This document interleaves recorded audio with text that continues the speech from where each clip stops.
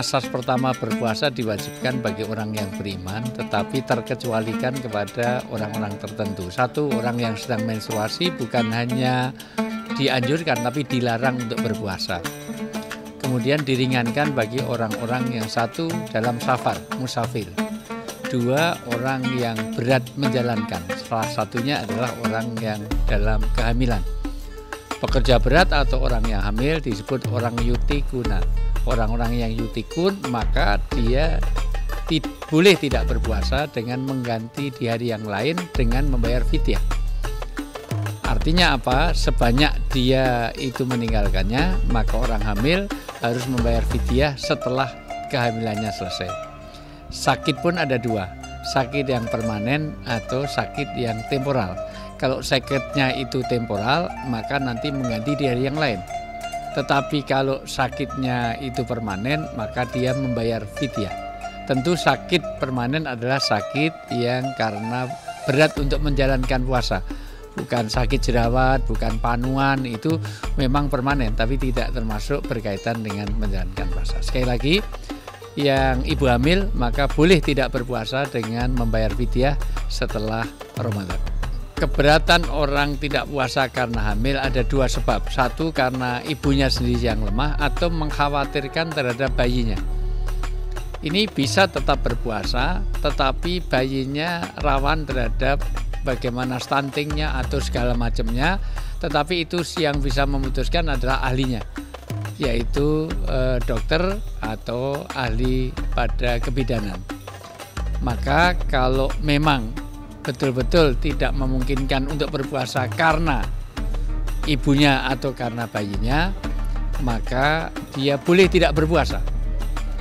Memang khilaf dalam hal ini, kalau yang dikhawatirkan oleh anaknya, maka dia mengganti di hari yang lain, sekaligus dia bayar fidyah. Tapi kalau khawatir untuk dirinya karena memang berat, maka dia cukup membayar fidyah.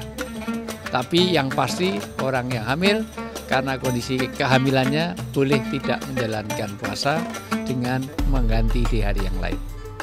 Mengqadha puasa dengan berpuasa di luar Ramadan atau membayar fidyah.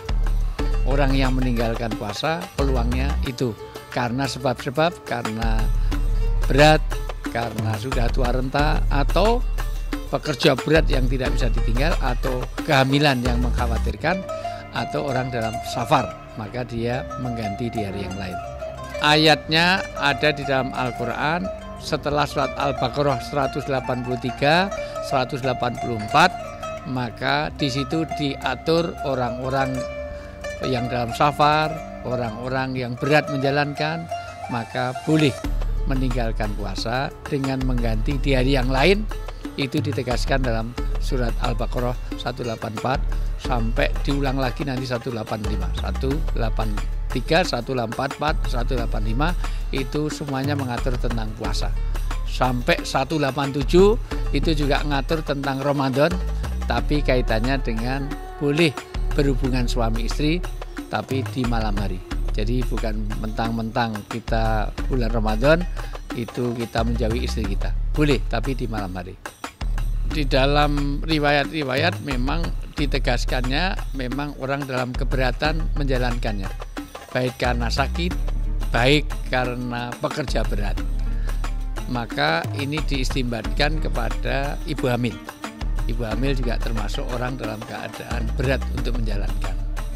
Maka ulama sepakat, ini nggak ada khilafiyah bahwa ibu hamil atau sakit atau orang yang sudah terlalu tua renta yang tidak memungkinkan atau orang dalam keadaan memang terikat oleh pekerjaan yang dia bisa menjalankan, cuman itu mengganggu kerjaan, misalnya seorang pilot atau seorang pekerja tambang yang harus 24 jam yang di offshore sana, maka itu termasuk dalamnya.